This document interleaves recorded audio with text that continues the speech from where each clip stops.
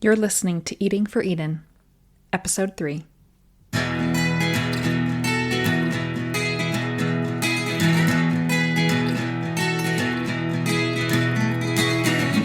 When it comes to doing something about climate change, your food choices matter.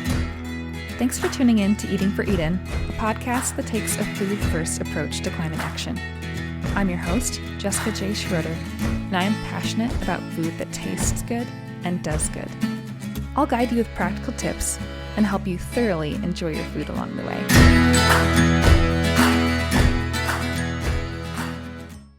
In recent years, it's been en vogue to eat local. Farm-to-table restaurants have popped up all over the country. The most conventional grocery stores proudly boast local produce, and even library cookbook shelves have filled up with all things locavore. It's not difficult to see why this has caught on, and for good reason. Not only does eating local reduce a person's individual carbon footprint, it also usually is more delicious and fosters a unique connectedness to place. The slow food movement, birthed out of Italy and making its way around the globe, is just one example of the good that can be done by emphasizing local food. This has been an emphasis for me in recent years as well. I supported a local CSA, or Community Supported Agriculture, one summer, getting a bag of vegetables grown just 1 mile from my home each week. I have frequented restaurants sourcing local ingredients. And I enjoy getting ideas from cookbooks emphasizing eating seasonally and locally. There's no question that eating a local version of a product reduces its transportation emissions. Consuming something grown 5 miles from home rather than 500 miles is a good choice. Why choose salad greens trucked in from states away if you can purchase some from a local farm stand? These are good options, and for more than just the environment. But the question is, when it comes to eating for climate change, how much does local actually matter? A lot? A little? Somewhere in between? To answer this question, we need to consider the level of impact transportation has on a food's overall footprint. It's one thing to take a, quote, common sense approach to something like this, assuming something must be the case. It's another thing to put it under the microscope, so to speak, and examine it through scientific data. Dr. Hannah Ritchie, a researcher at Our World in Data, claims that the charge to, quote, eat local is one of the most misguided pieces of advice. She goes on to clarify, saying, eating locally would only have a significant impact if transport was responsible for a large share of food's final carbon footprint. For most foods, this is not the case. To be clear, she's not saying that eating local makes no difference at all. Rather, she's emphasizing the size of the difference. This may surprise you. It certainly surprised me to learn this. But the transportation of a given food typically only accounts for less than 10% of its total carbon footprint. And it's far less than 10% for some of the biggest emitters, as we'll get to in a minute. The vast majority of a food's climate impact has to do with the various other factors specific to the food item itself, such as land use change and farming practices. Additional potential factors aside from transport include animal feed, processing, retail, and packaging. According to an article by Dr. Ritchie on this very topic, combined land use and farm stage emissions account for more than 80% of the footprint for most foods. Comparatively, she adds, transport is a small contributor to emissions. For most food products, it accounts for less than 10%. Dr. Ritchie further states, it's much smaller for the largest greenhouse gas emitters. In beef from beef herds, it's 0.5%. Taking beef from beef herds as an example then, if only 0.5% comes from transportation, then 99.5% of emissions from beef are caused by other factors, most notably farm stage emissions followed by land use change. If transportation only accounts for 0.5% of beef's emissions, does choosing local beef really make much of a difference? I realize that there are other values at play as well when considering whether to eat local. Supporting local is about relationships in the community, the local economy, and more. But from an environmental point of view, waving the local flag, so to speak, can be a bit of a distraction. Based on the science, eating locally has a relatively small impact compared to other steps we might take. So, what would make a bigger impact?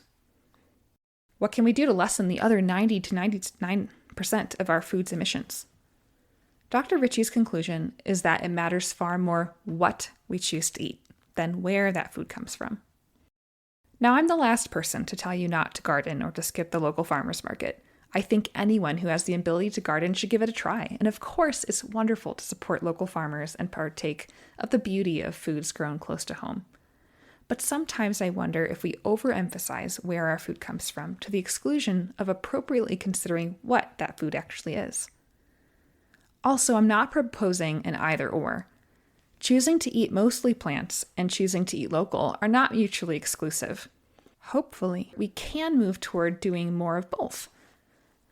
But it is vital that we prioritize what we eat over where it comes from. Filling your plate with a diversity of whole plants is more important and makes a greater difference than worrying about how far it traveled to make it to your plate. Let's get practical. You can make a great difference by knowing what the biggest emitters are, eating less of the biggest emitters, and eating more plants, especially plant sources of protein. Getting into each of these a bit more, first, know what the biggest emitters are. What are the biggest emitters, regardless of transportation, that it's best to cut down on or avoid altogether? For a visual of the relative climate impact of various foods and what stage of agriculture or production those emissions come from, I highly recommend you take a look at the chart provided by Our World in Data linked in the show notes. It's a powerful and highly informative image, as well as a good reference to have on hand. By far, beef from beef herds is the largest emitter, followed by lamb and mutton. Lumped together then, significantly reducing or entirely avoiding red meat is the easiest lever to pull. It makes the biggest impact. Lamb has just under half the impact that beef has, and just below lamb are cheese and beef coming from dairy herds. Transportation remains a small fraction of each of these and can be seen on the chart linked in the show notes. Unfortunately, beans are not shown on this chart, but similar high-protein plant foods like soy milk, peas, and nuts are shown. Beef's emissions are over 60 times higher than each of these. Now, I don't want to merely skip over the fact that coffee and chocolate are fairly high on the list for emissions as well. They're not as high as beef, lamb, and cheese, but they're much higher than most other plant foods. I'll plan to dedicate a separate episode to these later on. So, to be continued. Also, please hear me say, it's not that we ought never to consume something that's a high emitter. I'm not saying we all need a hard and fast line in the sand, but we do need to consider the proportion of our diets relying on these high emitters. For instance, when I look at what my husband and I eat on a daily basis, the vast majority of our calories come from the bottom half of the chart. Can you say the same? Will your goal be to be able to say the same? I hope so. Second, eat less of the biggest emitters. If you only do one thing as a result of hearing this podcast, reduce your intake of red meat. In the grand scheme of things, regardless of how we raise cattle for slaughter, our global population simply has too high of a demand for beef for our planet to sustain. The biggest dent you can make in your own food-related emissions is to reduce how much red meat you eat. Even consider eliminating it from your diet entirely or saving it for very special occasions. Now, please keep in mind, bringing the truth to bear about these big emitters is not meant to require an all-or-nothing response. We each need to reckon with this data, but our responses are going to differ and may change over time as we apply it to our individual lives. While some of us may choose to give up certain foods entirely, others may choose to eat them less frequently. As a personal example, I can't recall the last time I had a bite of beef. At the same time, I do eat some small fish on occasion. Even if you don't know how far you're willing to go, choosing to reduce from where you are currently is still doing something. And remember from episode 2, Don't let perfection be the enemy of the good. Let's say you eat beef 5 days a week. Reducing that number to 3 is a step in the right direction. If you eat a large portion of cheese whenever you have it, consider eating less in a sitting. Or use it only when you really notice it and fully appreciate it. For example, once I stopped putting shredded cheese on Mexican food, I found I actually didn't miss it. I realized it just got lost in all the other flavors and textures and wasn't really adding much anyway. While eating less beef certainly makes the largest dent, we can also make a difference by eating less meat in general. Pig meat and poultry have over 7 and 6 times the emissions of protein-rich plant foods, respectively. Even if you entirely omit red meat from your diet, which is terrific, if you lessen the overall meat you eat as well, you're going even further.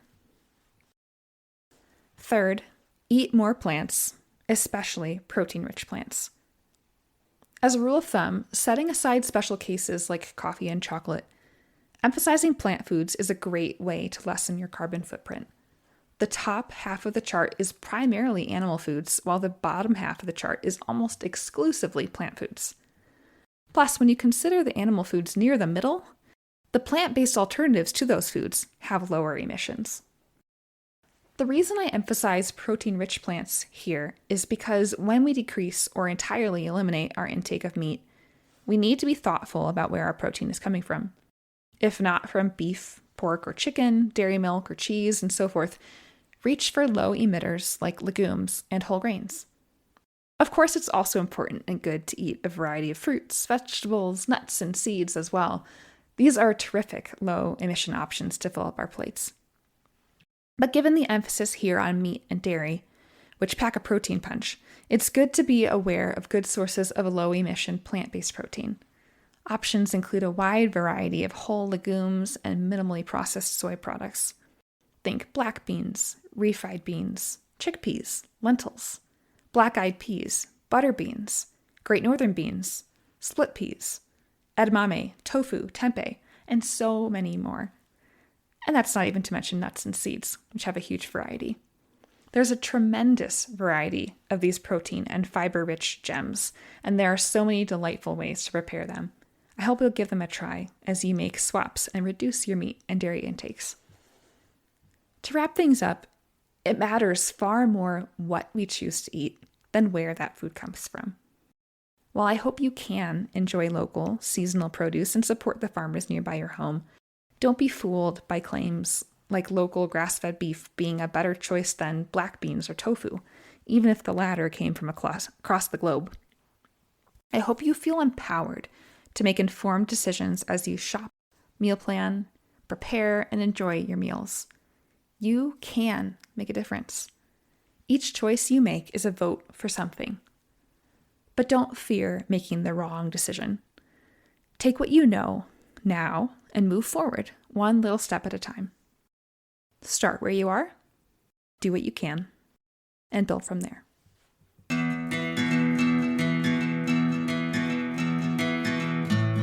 Thanks for listening to Eating for Eden.